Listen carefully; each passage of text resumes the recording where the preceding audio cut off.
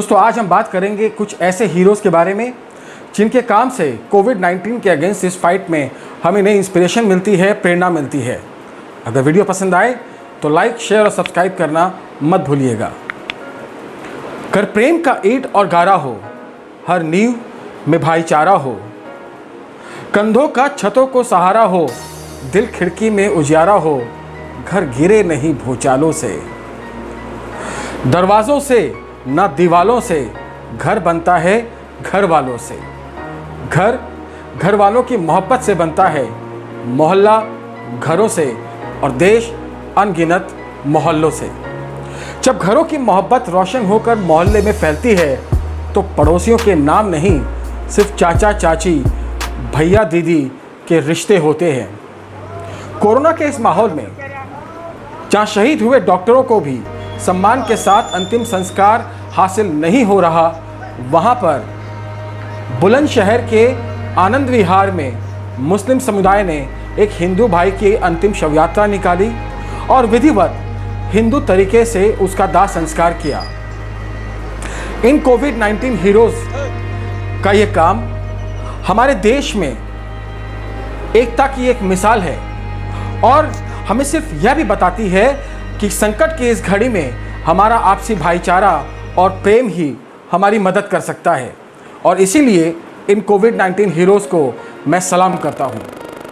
आज जहाँ हर इंसान कोरोना से बचने की कोशिश कर रहा है, वहीं पर एक ऐसा इंसान भी है जो यह प्रार्थना कर रहा है कि उसकी कोरोना टेस्टिंग का रिजल्ट पॉजिटिव आए। आखिर कोई इतनी विचित्र प्रार्थना कैसे कर सकता है? कतार में काम करने वाले लीनो एबल को जब 7 मार्च को यह खबर मिली कि केरला में रहने वाले उनके पिता की तबीयत बहुत ख़राब है तो वह तुरंत इंडिया के लिए रवाना हो गए।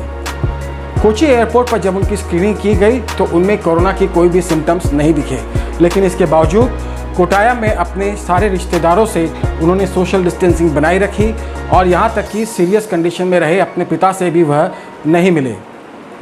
जैसे ही उन्हें कोरोना के कोई भी सिम्टम्स दिखे, उन्होंने तुरंत हॉस्पिटल जाकर अपने आप को आइसोलेशन वार्ड में एडमिट करवा लिया।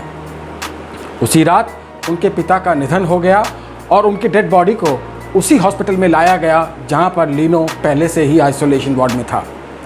इसके बावजूद लीनो ने अपने पिता का अंतिम दर्शन सिर्फ दूर से ही किया।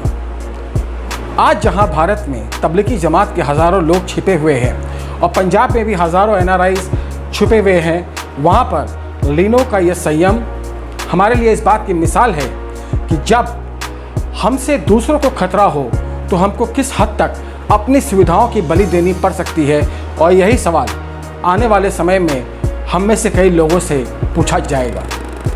मेरे तीसरे हीरो एक ऐसे शख्स हैं जिन्होंने सिर्फ 2nd स्टैंडर्ड तक पढ़ाई करने के बावजूद एक ऐसी सैनिटाइजेशन मशीन बनाई जो 1 मिनट में 20 से 30 लोगों को सैनिटाइज कर सकती है।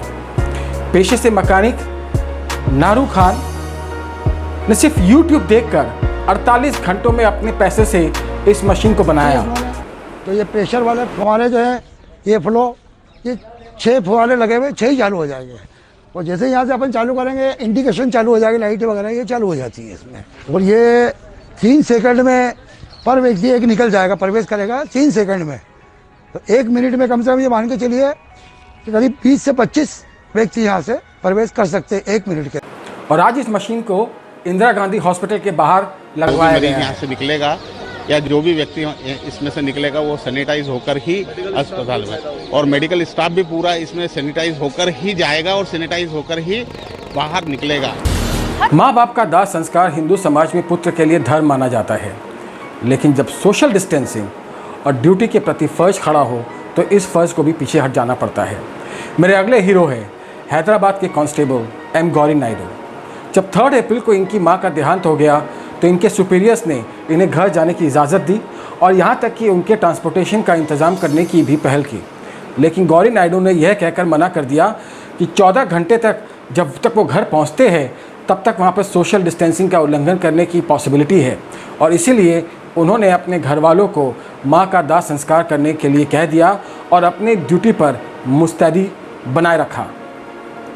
अपनी फ़र्ज के प्रति निष्ठा और सोशल डिस्टेंसिंग की जो अवेयरनेस गौरी नायडू ने दिखाई है, उसके लिए यह हम सबके लिए एक आदर्श हैं। यह बड़े दुर्भाग्य की बात है कि हमारे देश में जहां एक तरफ डॉक्टर्स और हेल्थ केयर वर्कर्स के लिए थालियां बजाई जाती है, वहीं पर उन्हें उनके घरों से निकाल दिया जाता है इस डर से कि कहीं उनकी वजह से कोरोना वायरस का इन्फेक्शन दूसरों को ना हो जाए। और इसीलिए मेरी अगली हीरो है वेस्ट बंगाल की सूचना साहा, जिन्होंने जब यह देखा कि डॉक्टर्स और नर्सेस को उनके घरों से निकाला जा रहा है तो उन्होंने अपने पिता से उनके जो 2 फ्लैट्स खाली पड़े थे उसमें डॉक्टर्स और नर्सेस के लिए रेंट फ्री एकोमोडेशन देने की रिक्वेस्ट की। सूचना की ये सोच हमारे लिए काबिल तारीफ़ है और मैं ये आशा करता हूँ कि ऐसी सोच हमारे देश में दूसरे लोग भी अपनाएंगे। हमारे देश में ऐसे करोड़ों माइग्रेंट लेबरर्स हैं जिन्हें आज काफ़ी असुविधाओं का सामना करना पड़ रहा है और इसीलिए मेरे अगले हीरो है मशहूर फुटबॉल खिलाड़ी and former captain of Indian football team Bhaichung Bhutia, जिन्होंने सिक्किम बॉर्डर पर बंगाल और बिहार के माइग्रेंट लेबर्स की लंबी कतार को देखकर अपनी एक अंडर कंस्ट्रक्शन बिल्डिंग में उन्हें पनाह दी। और इतना ही नहीं, वो उनकी एड के लिए, उनकी मदद के लिए और भी काफ़ी काम कर रहे हैं। बुरा वक्त इंसान को उसकी खुद से पहचान करा देता है। आने वाला समय बार बार, हज़ारों बार हमारे सिद्धांतों का, हमारे विवेक का इम्तहान लेगा और तब हमें यह याद रखना होगा कि हमारे आसपास ऐसे हीरोज़ हैं जो विपरीत परिस्थितियों में भी अपने धैर्य का, अपने सिद्धांतों का और अपने विवेक का ख्याल रखते हैं। याद रखिए कि राम और रावण दोनों हमारे भीतर हैं। दोनों में से कौन अंदर रहेगा और कौन बाहर जाएगा, यह हम पर निर्भर करता है। अगर आपके आसपास कोई ऐसे हीरोज़ हैं जिनकी स्टोरीज़ आप हमसे बताना चाहते हैं या सबके सामने लाना चाहते हैं तो मेरे चैनल के कमेंट सेक्शन पर ज़रूर